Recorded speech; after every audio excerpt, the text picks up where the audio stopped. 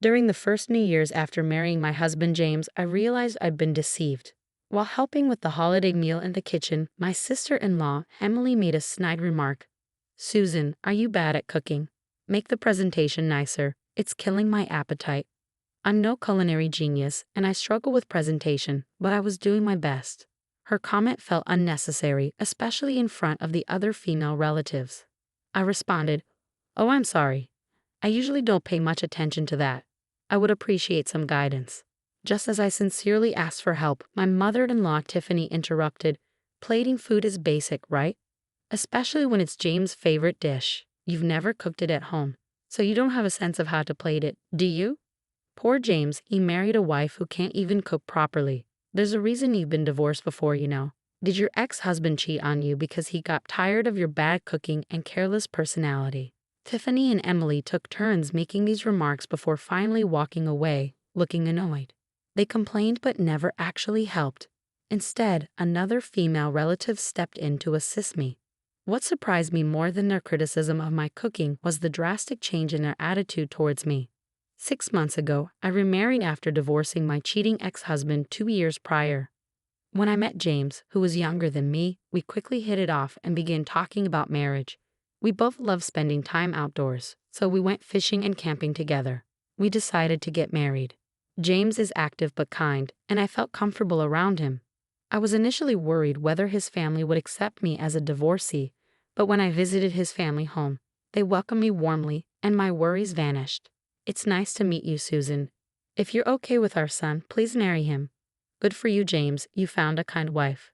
Their warmth put me at ease. I had some interactions with my previous husband's family, but we never grew close. They were wealthy and formal, and I, being an ordinary person, couldn't fully understand their values, so I was honestly concerned about getting along with this new family. But I thought everything would be fine since they welcomed me so warmly. That sense of security, however, must have been fake. Throughout my stay, Tiffany and Emily kept bad-mouthing me. I was shocked by their change in attitude, especially on the night of January 3rd. When I finally returned home, I felt such a wave of relief that I nearly cried. By August, during summer vacation, my husband suggested we visit his family again.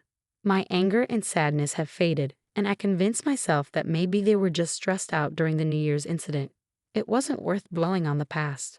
Although I was still a bit scared of Tiffany and Emily, I thought I could manage a few days with them. So I agreed to accompany my husband back to his family home. Determined to make things better, I decided we should buy lots of gifts to bring with us, hoping it would lead to pleasant conversations and a fresh start. I tried to convince myself that the New Year's incident was just a bad dream. That positive thinking carried me through the drive to my in-laws' home, which is in a coastal town in a neighboring state. We drove for half the day and due to traffic, arrived in the evening. When we got there, Tiffany greeted us warmly. "Welcome home, James, Susan," she said, smiling happily to see her son after a long time. She even gave me a kind smile, and Emily, standing next to her, accepted the gifts with a polite thank you. I felt relieved. I had been right.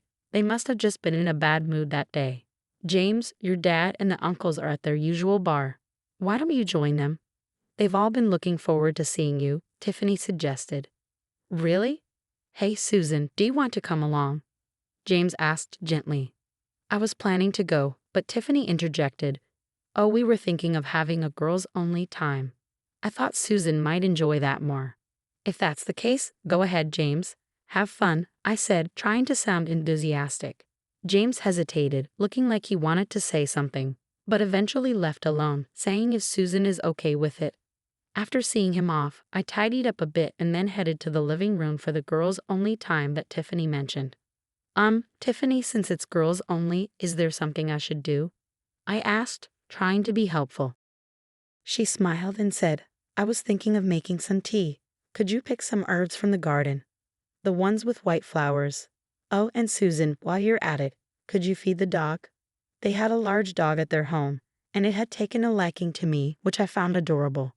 Growing up, I always wanted a dog but could never afford one, so I was genuinely happy to take care of him. "Sure, I'll head to the garden," I replied.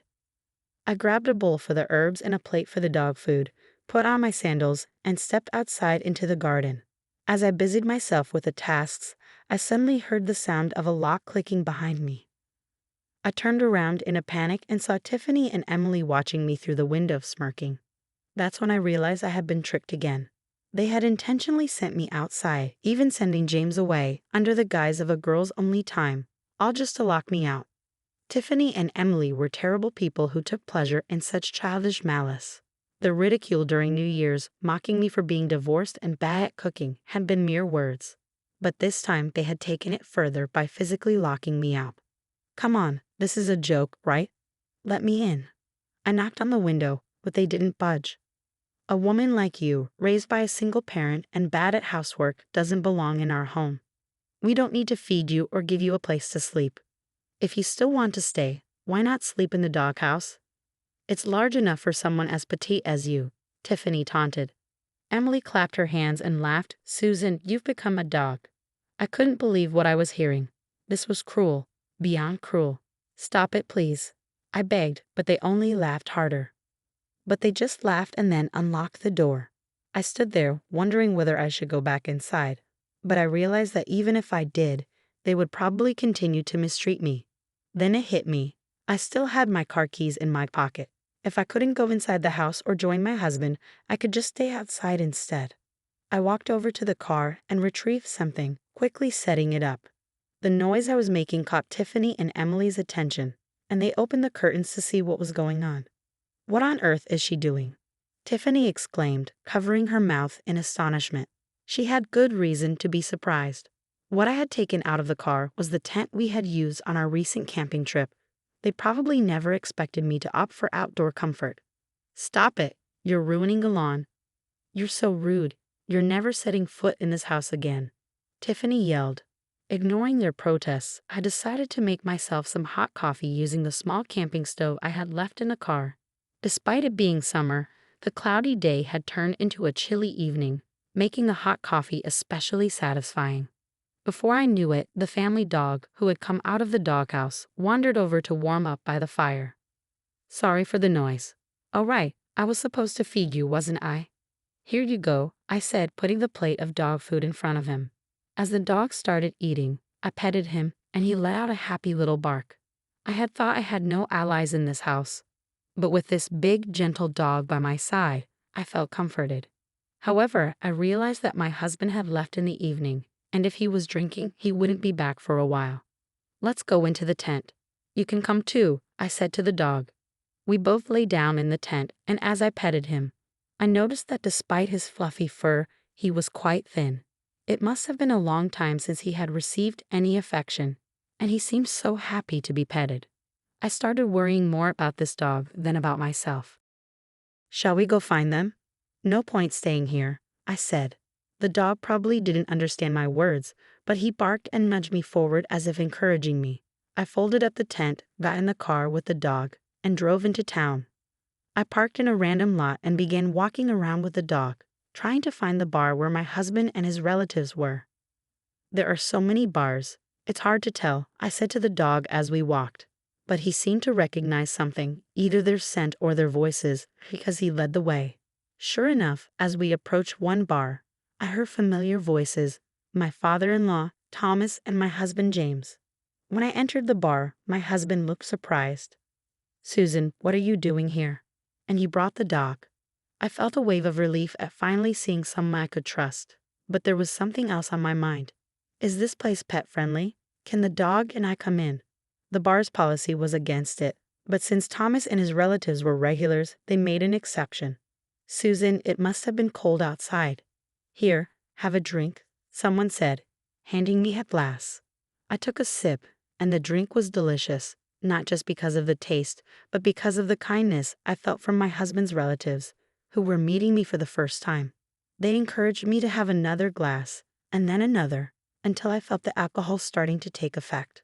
As I got tipsy, I began to let down my guard and spoke up about what had been bothering me. Tiffany and Emily locked us out, so we had no choice but to come here. I said, my words spilling out uncontrollably. I couldn't stop talking about everything that had happened, from today to the awful experience on New Year's. Normally, I might have worried about being judged for airing these grievances, but in that moment, I didn't care. My husband, Thomas, and the others listened intently as I spoke. When I finished, one of the relatives sighed and said, "Those two are at it again." That comment seemed to open the floodgates, and they started sharing stories about Tiffany and Emily's past behavior.